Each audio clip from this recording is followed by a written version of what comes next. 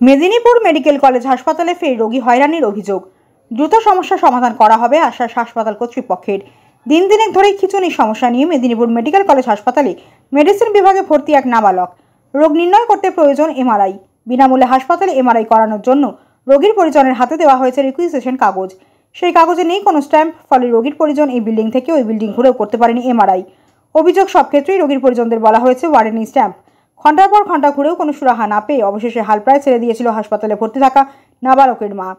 এরপর সংবাদ মাধ্যমের মুখোমুখি হয়ে অবশেষে চাপে পড়ে দ্রুত সমস্যার সমাধানের আশ্বাস দেন হাসপাতালের অ্যাসিস্ট্যান্ট সুপার।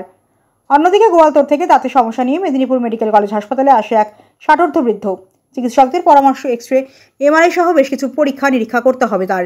এক্ষেত্রে সঠিক রিকুইজিশন না পাওয়ায় হান্নে হয়ে ঘুরতে হয় রোগীর পরিজনদের। এক বিভাগ থেকে অন্য বিভাগে গিয়েও কোনো সুরাহা মিলছে না বলে অভিযোগ। মেদিনীপুর মেডিকেল কলেজ হাসপাতালের মতো এ গ্রেড হাসপাতালে বারবার কেন এভাবে রোগীদের হয়রানির শিকার হতে হচ্ছে, সেই নিয়ে উঠছে প্রশ্ন।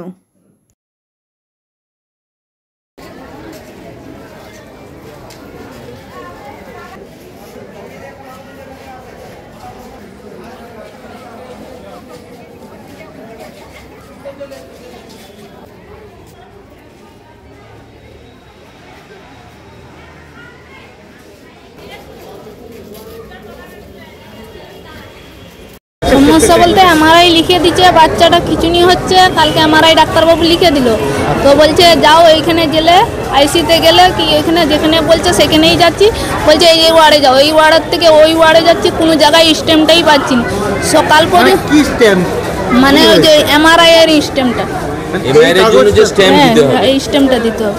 ওই না দিচ্ছে না, কাল রাত থেকে ঘুরছি, কাল রাত থেকেই ঘুরছি।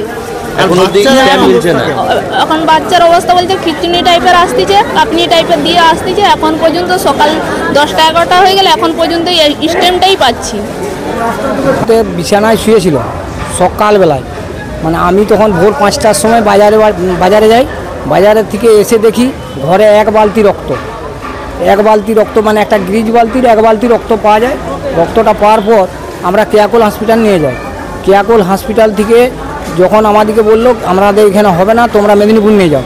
মেদিনীপুর কেয়াকোল হসপিটাল লিখে দিল, বললো মেদিনীপুরে তোমরা দাঁতের ডাক্তারকে দেখাও। দাঁতের ডাক্তারকে মেদিনীপুরে দেখা দিলাম, বলছে দাঁত বিভাগ বলে মেদিনীপুরে কিছু নেই। শুনুন, মেদিনীপুরে কিছু নেই। মেদিনীপুরে কিছু না থাকার ফলে আমাদেরকে বললো দাঁতের ডাক্তারকে দেখিয়ে নিয়ে তোমরা বাড়ি যাও, আমরা ব্লাডটা বন্ধ করে দিচ্ছি। ব্লাডটা বন্ধ করে দেয়। বন্ধ করে দেওয়ার পরে এবারে এরা এই পরীক্ষা নিরীক্ষাগুলো আমাদেরকে সব করতে দেয়। যদি ক্যান্সার হয়ে আছে নাকি রেডিও সেন্টারে পাঠায়, ওইখান থেকে কেন সেন্টারে পাঠালো। ব্লাড উগ্র থাকার জন্য কেন হয় না, কেনটা বন্ধ আছে।